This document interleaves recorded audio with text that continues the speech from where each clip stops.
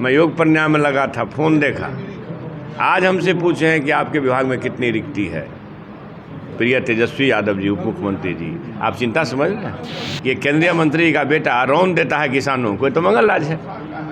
अरे भैया, वो आप कहें तो नीति, हम कहें तो राजनीति। अरे 2-2 करोड़ प्रतिवर्ष दे रहे थे ना 56 इंची वाले चौकीदार नयन भाई मोदी जी, तो उनसे पूछिए ना कि वो झांसा देते हैं। हम लोग झांसा देने वाले नहीं हैं। मैं हूं आपके साथ सरफराज आलम। शिक्षा मंत्री बनने के बाद पहली बार सहरसा पहुंचे बिहार सरकार के शिक्षा मंत्री प्रोफेसर चंद्रशेखर सहरसा पहुंचे हुए थे और सर्किट हाउस में उन्होंने प्रेस वार्ता की है। इस वक्त देखिए सर्किट हाउस में इस वक्त हम मौजूद हैं और किस तरह से यहाँ पर तमाम जो बातचीत है वो की जा रही है। आरजेडी के तमाम जो यहाँ पर नेता भी यहाँ पर आप देख पाएंगे यहाँ पर बैठे हुए हैं और तमाम सबों से बातचीत की जा रही है। किस तरह से बिहार में काम किया जाए उसको लेकर चर्चा जो है वो की जा रही है और तमाम जो शिक्षा व्यवस्था को लेकर जो बातचीत है वो यहाँ पर की जा रही है। शिक्षा मंत्री इस वक्त प्रोफेसर चंद्रशेखर साहब इस वक्त हमारे साथ मौजूद है। सर, आप भी कोसी से आते हैं और कोसी का शिक्षा व्यवस्था छुपा हुआ नहीं है, किस तरह से सुधार आएगी कोसी में शिक्षा व्यवस्था? खाली कोसी में हम नहीं, बिहार, आप तो बिहार के भी हैं, खासकर कोसी की बात मैं तो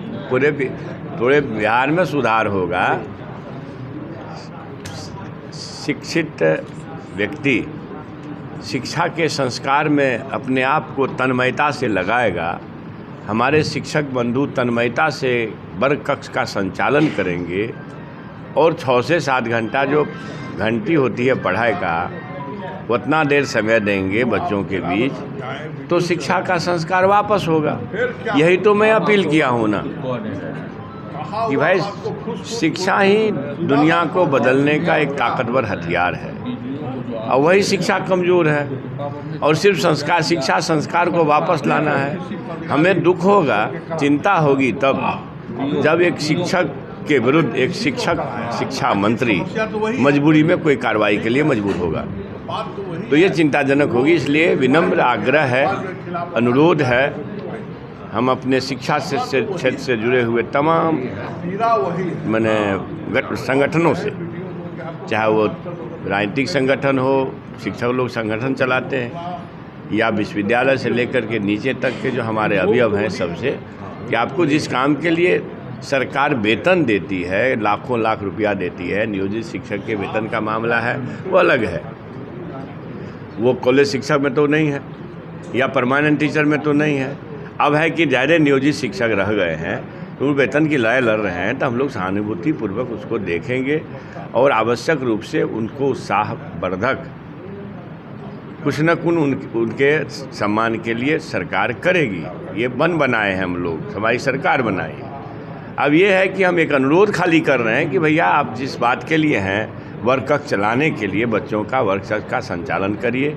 यह रोना ना रोइए कि हम 10 की ज़रूरत है, 5 ही हैं तो 5, आप 5 ही हैं तो उतना तो खड़े होइए ना। ठीक है, एक शिक्षक अभी जो MDM, UMDM 20 मसला है, एक शिक्षक उसमें लगे हैं तो 4 तो खड़े होइए ना।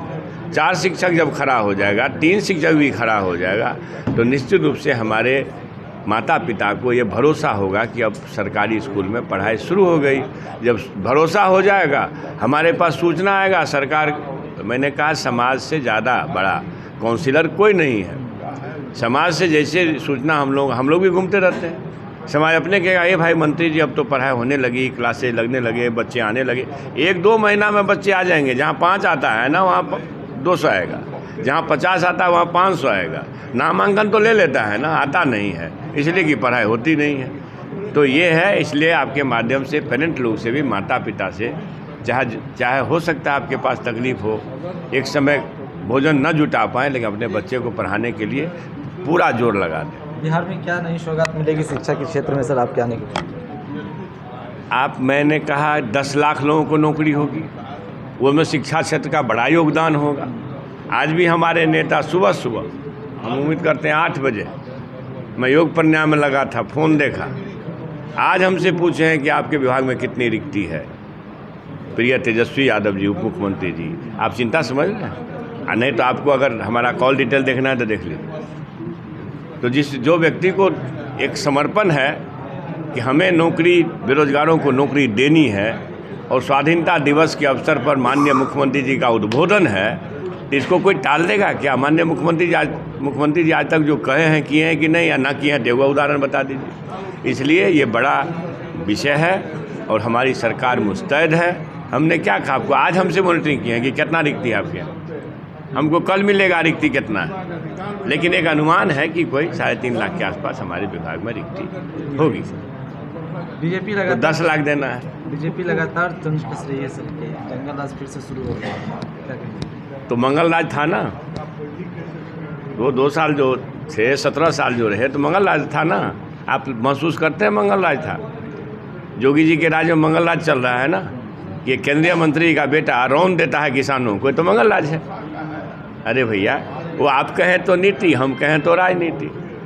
ये लोग, ये छद्म लोग हैं। हम लोग मोहब्बत का माहौल बनाना चाहते हैं, ये लोग नफरत पैदा करना चाहते हैं। इन लोगों को शिक्षा से कोई मतलब नहीं है। जिसके संघ प्रमुख ही कहते हो कि शिक्षा से अहंकार बढ़ता है, तो आपको नहीं लगता है कि शिक्षा को ख़त्म करके ये छद्म हिंदूवाद में देश को ले जाना चाहता है?